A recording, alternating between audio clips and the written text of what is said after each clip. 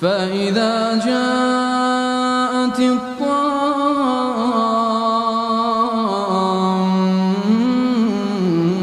الكبرى يوم يتذكر الإنسان ما سعى وبرزت الجحيم لمن يرى فأما من طغى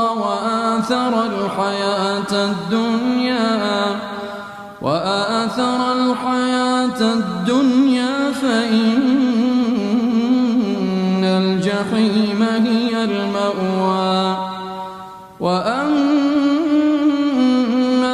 من خاف مقام ربه ونهى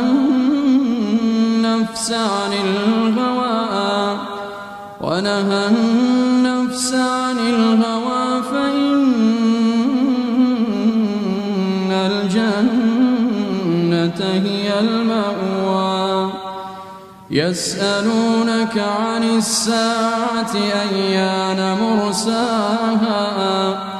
فيما أنت من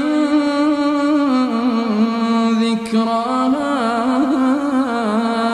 إلى ربك منتهاها إنما أنت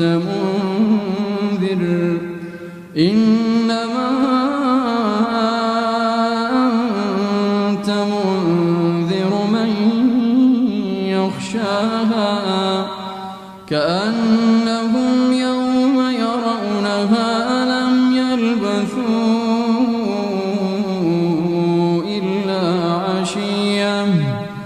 كأنهم يوم يرونها لم يلبثوا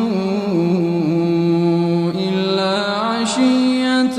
أو ضحاها.